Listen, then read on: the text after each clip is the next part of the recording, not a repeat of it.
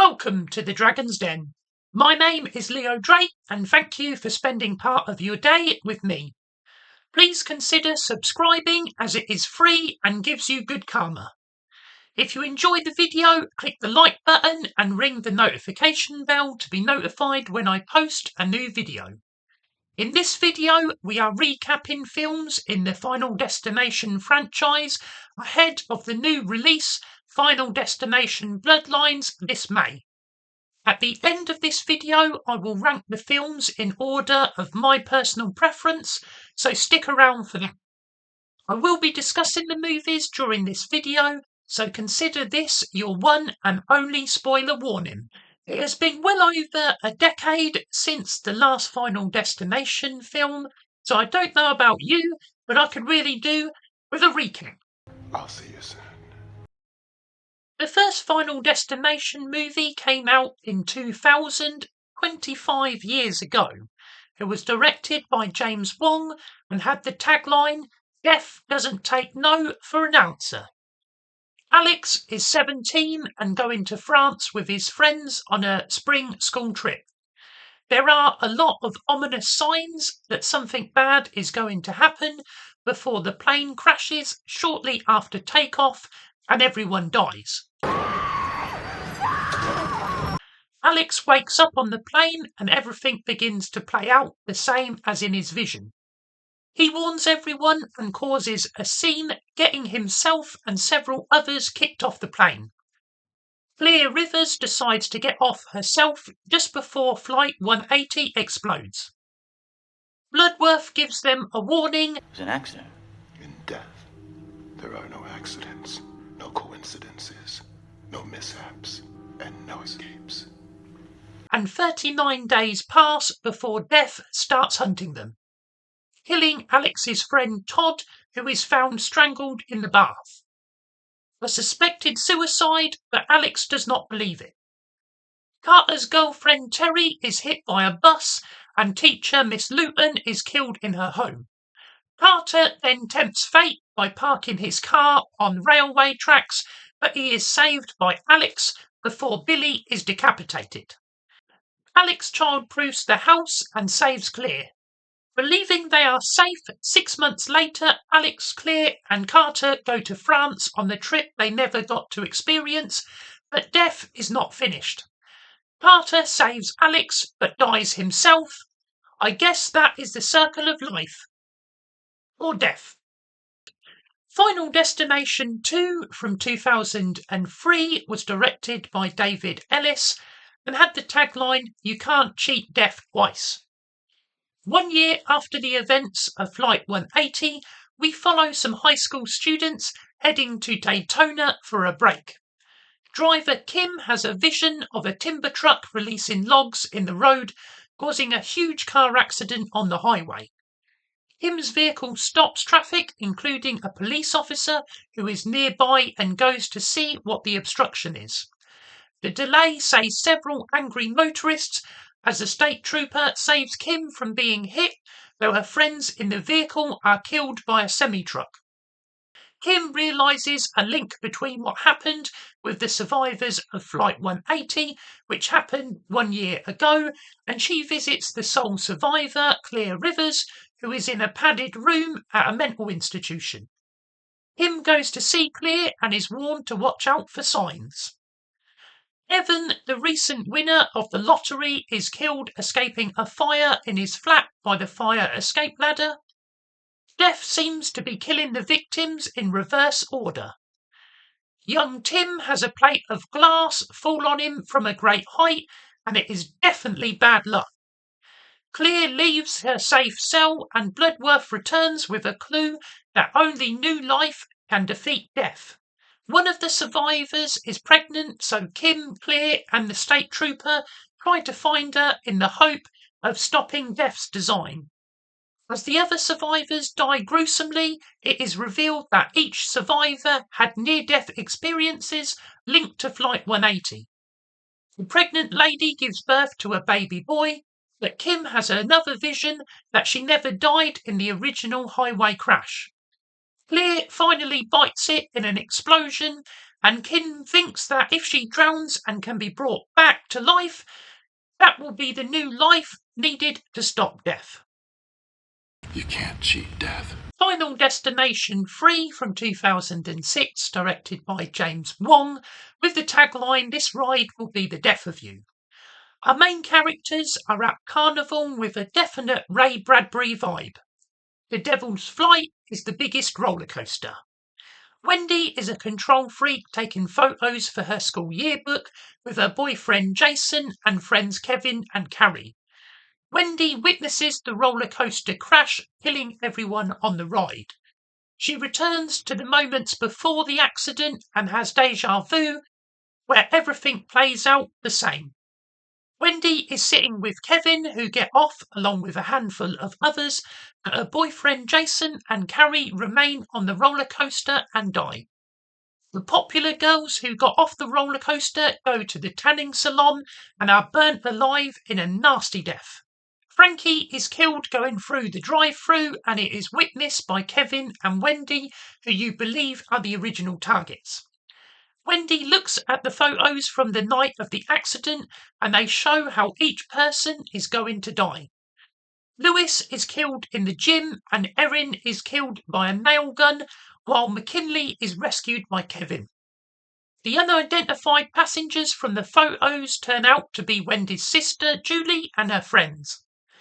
At the tricentennial celebration, Kevin saves Julie, but her friend is impaled by a flag before Wendy saves Kevin, meaning she is next, but she avoids the fireworks and McKinley is back on the hook, where he is pancaked by a crane.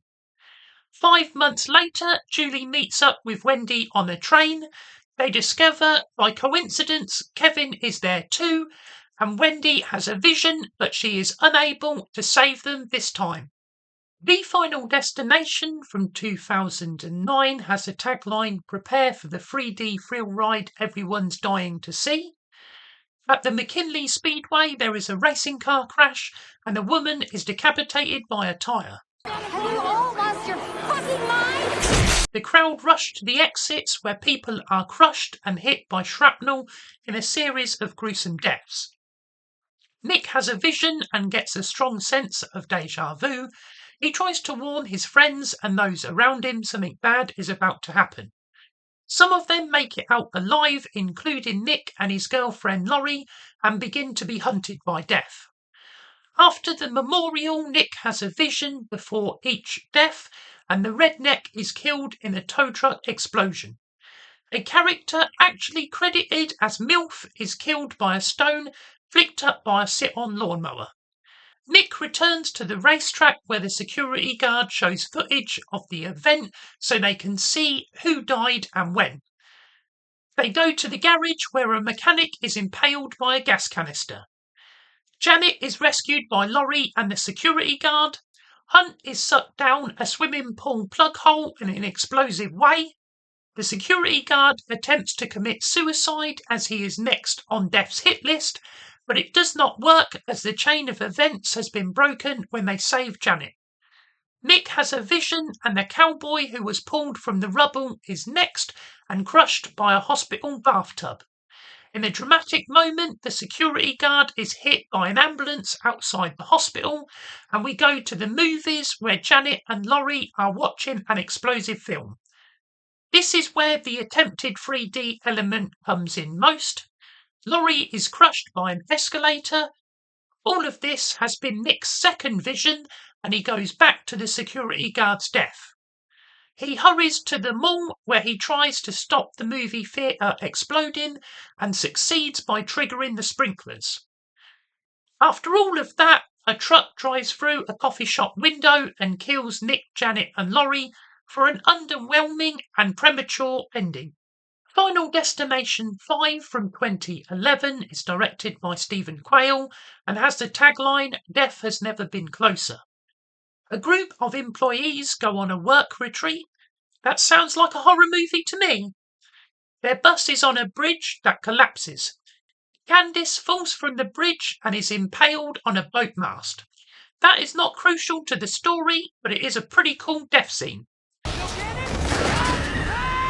Sam has a vision and gets some people off the bus in time to be saved. There are the usual police interviews, and at the funeral, Bloodworth returns to warn them the danger isn't over. Sam has a second job as a chef in a local restaurant and has been offered an internship in Paris, which results in him breaking up with his girlfriend Molly. Candice, who I mentioned earlier, becomes the surprise MVP of this film by having a second gruesome death after a terrible dismount from the parallel bars in Gym. Candace! Nicely done, Candace. Sam asks Molly to come with him to Paris. Bloodworth advises the survivors it might be possible to escape death if they are willing to kill someone else to take their place. Olivia has laser eye surgery. Anything to do with people's eyes is cringy, and after some squeamish moments, she falls out a high window. The police ask further questions, and Sam realises they are dying in order. Nathan is supposed to die next, but he survives a factory accident where a colleague dies instead, and he believes death has skipped him. Sam agrees to take the internship in Paris and has dinner with Molly. Peter joins them for a celebration after hours when the restaurant is closed. Peter is considering killing someone to take his place, and he attacks Molly. The police agent arrives and Peter shoots Agent Block. Molly witnesses Agent Block's death, and so Peter has to kill her too. Peter and Sam fight before Molly returns to help Sam, who stabs Peter. All seems well until we see Sam and Molly get on Flight 180 and learn the movie has been a prequel to the original. Survivor Nathan is crushed by the plane's landing gear as he discovers death does not make deals. I hope you enjoyed that recap of the Final Destination franchise ahead of the new movie coming out in May. Now we will move on to ranking the movies in this franchise, starting from number 5 all the way to number 1.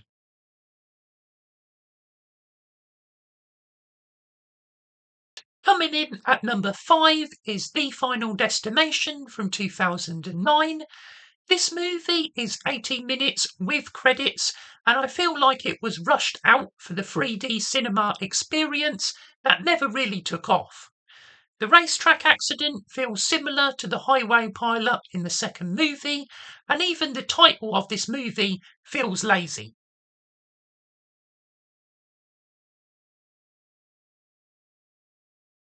Number 4 is Final Destination 3 from 2006. There is a real lack of police involvement in this movie, and I know it has been done in the previous films, but it does seem strange that all these people are dying in horrifying ways, and no one but the victims takes any interest. I also think the ending is poor because they could have done a whole movie on a train, but instead it is used as a convenient way to kill the remaining survivors when they could have been anywhere. I'm not sure how much I care about any of the characters in this franchise, but in this movie there really wasn't anyone that I was rooting for, as the characters were pretty two-dimensional.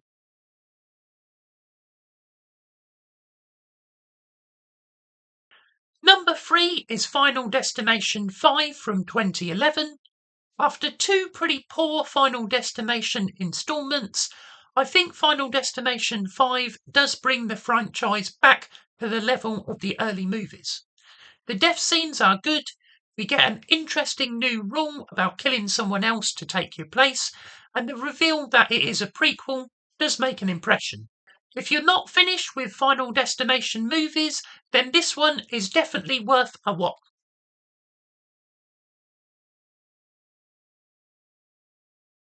At number 2 is Final Destination 2 from 2003. This movie has some ropey acting, a few good death scenes, and a pretty decent premise, but I think it relies on the links to the original movie to pull it up higher on this list.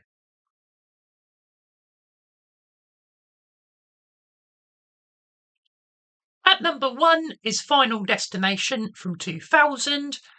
The movie introduces a fun premise and sits between horror and thriller with some imaginative and shocking death scenes. The idea of escaping death only for it to come after you feels fresh and keeps audiences entertained. The movie feels pretty well rounded, and you're always waiting to see who is going to be next.